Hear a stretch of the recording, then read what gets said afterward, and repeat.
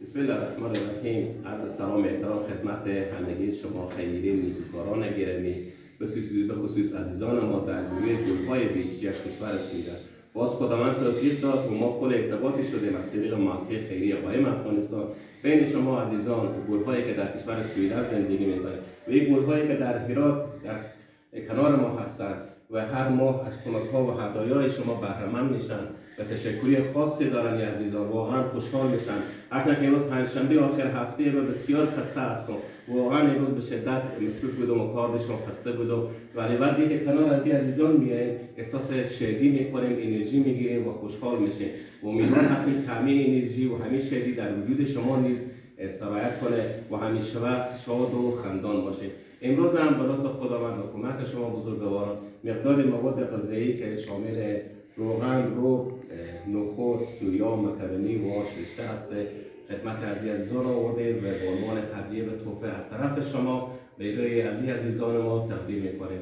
واقعا تشکر و قدردانی میکنیم از تمام خیرین و نیکوکارانی که در سرتاسر کشورهای اروپایی، استرالیا، امریکا، کانادا با مؤسسه خیریه قایم افغانستان همراه هستیم و همیشه وقت یار و مددگار از این مردم هستیم. من یاد خداوند بخشنده و بخشایشگر، سلام خدمت شما و تمامی کسایی که از پشت کامره ما را بیننده هستم. تشکری خاص دارم از گروه بهشتی در کشور سویدن که ما را یاری و همکاری میرسانند.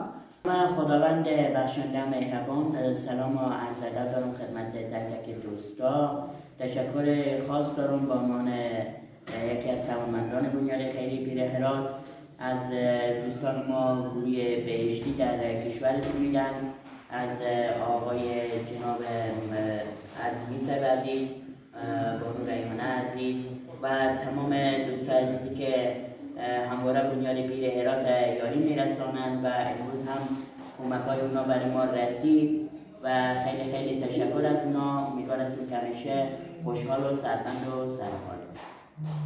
این 5 بزرگواری هم که در این اتاق هستن، عزت جان، عزت الله از سال 1395 اینجا همراه ما هستن در بخش آسایشگاه.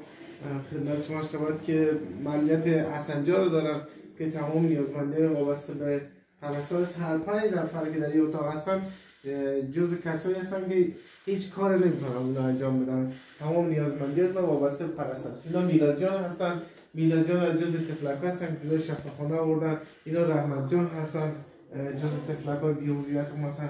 فهم خوبی؟ آی جهان خیلی یک ذره فعالتر است خدا رو شکر. فهم جان هم عین معلولیت عین داستان و اینجا هم عثمان جان استراحت هستن. عثمان همیشه علاقمند است